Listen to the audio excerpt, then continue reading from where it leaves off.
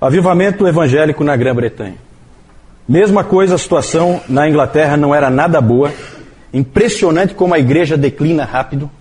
Impressionante como ela pode declinar muito rapidamente, porque na virada do século XVII para o século XVIII, os puritanos estão logo ali. Os puritanos são século XVII.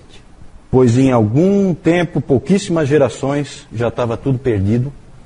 E a incredulidade, o mundanismo estavam presentes na igreja, fortemente. O estado do país era muito ruim e os historiadores dizem que a Revolução Francesa tinha muito mais chance de acontecer na Inglaterra do que na própria França. Não fosse isso aí, certo? Isso o Dr. Lloyd Jones sempre fala, que foi o avivamento que impediu que houvesse uma Revolução Francesa, no caso seria uma Revolução Inglesa, né? Algo parecido com a Revolução Francesa na Inglaterra. O avivamento ali veio por alguns meios.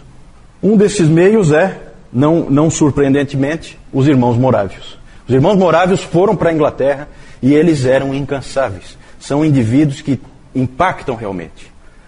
É famosa a história do John Wesley atravessando o Oceano Atlântico, tempestade. Ele apavorado, ele era cristão, mas estava apavorado porque ia morrer. E os morávios que estavam com ele na viagem cantavam. E aquilo impressionou ele profundamente. Ele falou, eu sou cristão e eles também. Mas nós não somos iguais. Tem algum problema em mim. Certo? Então os morávios, eles têm um impacto tremendo. Então eles foram importantes para que a Inglaterra fosse alcançada pelo avivamento. Eles pregavam em todo lugar, são indivíduos realmente que chamam a atenção. E, além dos morávios, os metodistas, assim chamados. Ficaram conhecidos como os metodistas, certo?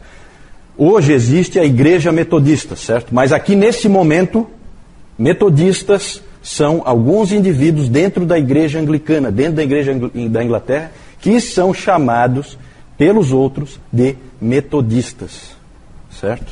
E os principais são John Wesley, John e Charles Wesley, irmãos, e George Whitefield. George Whitefield nós vamos falar um pouquinho mais para frente, porque ele é importante tanto na Grã-Bretanha como nos Estados Unidos. Nós vamos falar dele quando a gente falar dos Estados Unidos.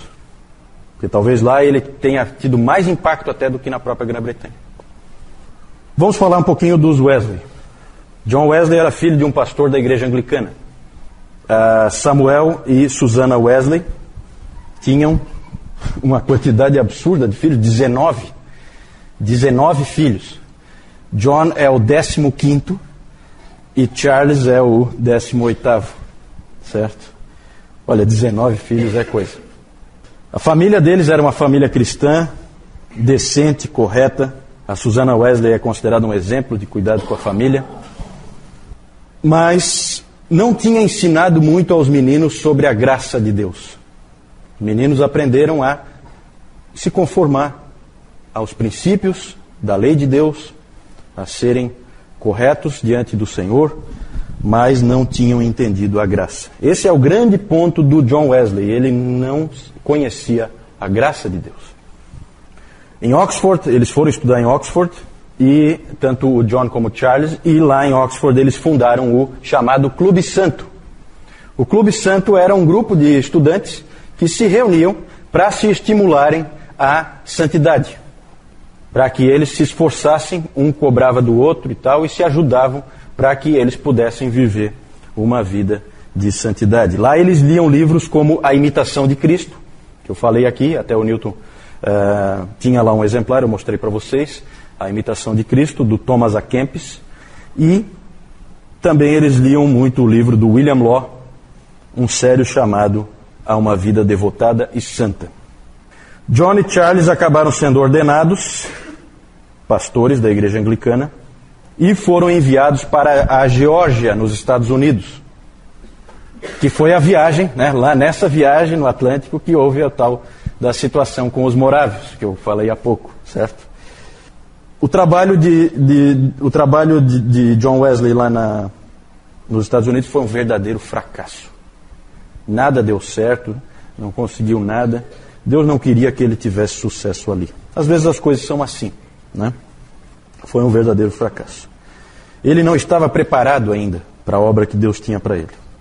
Desse tempo ele disse o seguinte, falando desse tempo ele disse o seguinte: todo o tempo que passei na Geórgia, eu ficava esmurrando o ar. Sendo ignorante da justiça de Cristo, eu tentava estabelecer a minha própria justiça. Certo? O grande problema dele qual é? Não sei se vocês já perceberam. Ele não é evangélico. Ele é um indivíduo das obras. Ele crê na Bíblia, ele é ortodoxo, o Clube Santo inteiro, eles eram ortodoxos, eles criam nas verdades bíblicas, mas eles não tinham entendido a graça. Isso é muito comum que cristãos não entendam a graça. Há distorções para todos os lados, e Deus é que acaba abrindo os olhos e fazendo as pessoas entenderem. Como eu disse, Wesley já tinha sido influenciado na viagem pelos morávios, e o interessante é que um dia ele foi a uma reunião de uma sociedade morávia em Londres, na rua Aldersgate, no dia 24 de maio de 1738. Ele foi a essa reunião e lá dentro um daqueles irmãos morávios, né, que os irmãos morávios vocês já podem imaginar, sempre que tem irmãos assim, tem muita pregação leiga. E isso acaba sendo uma força desses grupos. E quando ele entrou, o que estava acontecendo? Um irmão estava lendo Lutero. Olha como é que são as coisas. Ele estava lendo Lutero, comentário de Lutero, a epístola aos Gálatas, né, que Lutero tanto amava. E ouvindo aquela leitura do texto de Lutero, do comentário de Lutero, John Wesley foi então, ele já era cristão, mas ele foi convertido. Né? Tem essas coisas assim. Eles acabam dizendo que ele nasceu numa família cristã, sempre foi cristão. Vocês viram que ele estava no Clube Santo, é um indivíduo extremamente dedicado, mas não tinha entendido a graça.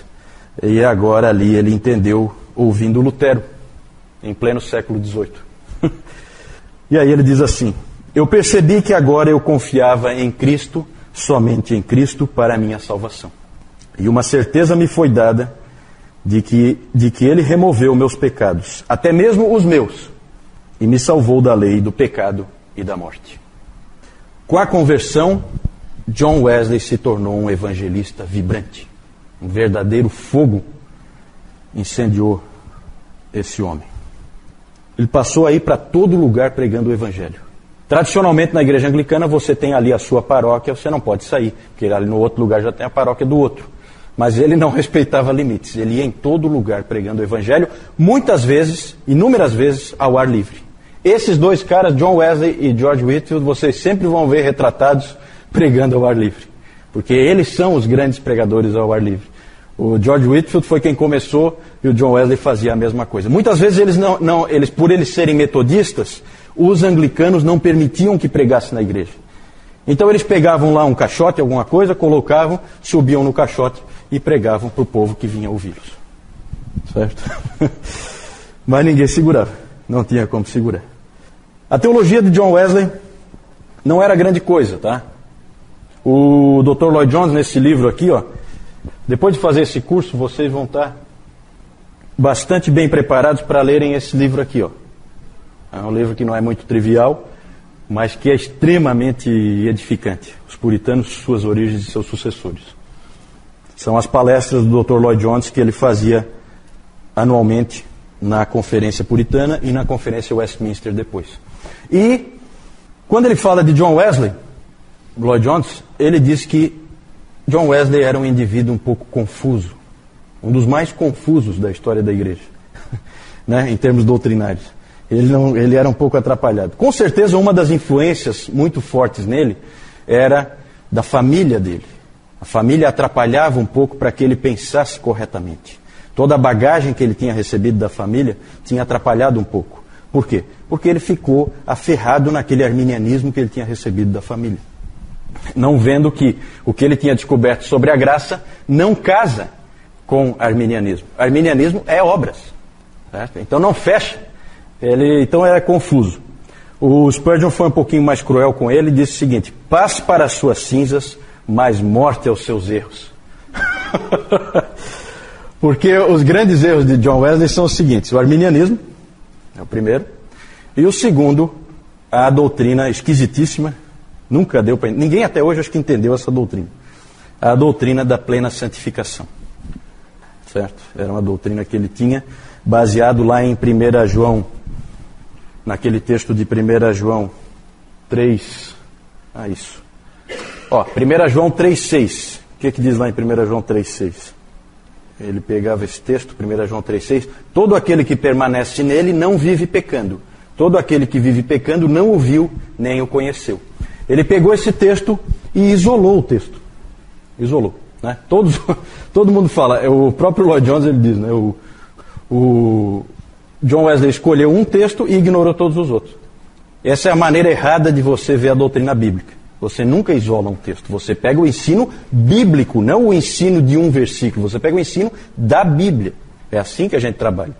É assim que é a maneira certa de você entender a palavra de Deus. Então ali ele realmente exagerou. A doutrina da plena santificação é mais ou menos, tá?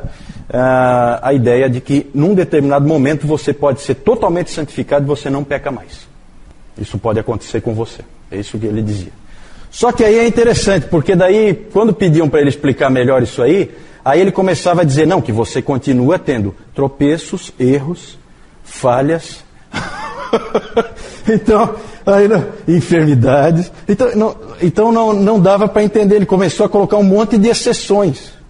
Claro, porque isso aí, evidentemente, não se comprova na prática na vida de ninguém. Certo? Então, nem na dele. Não, ele nunca disse que ele tinha... Né? Ele falava que o John Fletcher tinha sido plenamente santificado. Sobre ele nunca disse isso. É interessante. Mas realmente é uma doutrina esquisita, não dá para negar. Os Wesley escreveram muitos hinos. Charles Wesley é famoso pelos seus hinos, né? O irmão mais novo do John. Ele escreveu só 6.000 hinos. 6.000 hinos. Tá? Charles Wesley. O trabalho, a pregação e a dedicação dos Wesley levou à formação de um grupo chamado os Metodistas. Eles tinham o hábito de formar sociedades separadas, em que as pessoas que os ouviam ficavam separadas da grande massa da igreja anglicana. Certo? Essas sociedades metodistas, elas acabaram criando espaço para o surgimento de uma nova denominação. E quando John Wesley, em 1784, já estava velhinho, né? Quanto? 81 anos. Quando em 1784, John Wesley, ele ordenou Thomas Coke como bispo, diretamente, sem passar pela hierarquia da igreja, estava criada a igreja metodista. Certo? Quando ele fez isso, ele estava, na verdade, criando uma nova igreja. Foi isso que o John Wesley fez. George Whitefield, vou falar mais detalhes depois sobre ele. Na verdade, Whitefield foi convertido, ele era do Clube Santo também, foi convertido antes de Wesley. Os dois eram muito amigos. Eles acabaram deixando de trabalhar juntos por causa do arminianismo do Wesley, porque o George Whitefield era plenamente calvinista. E então não dava para trabalhar junto, mas eles sempre permaneceram amigos. Até o próprio George Whitefield pregou. Certa vez perguntaram para ele se ele achava que ele ia encontrar John Wesley no céu.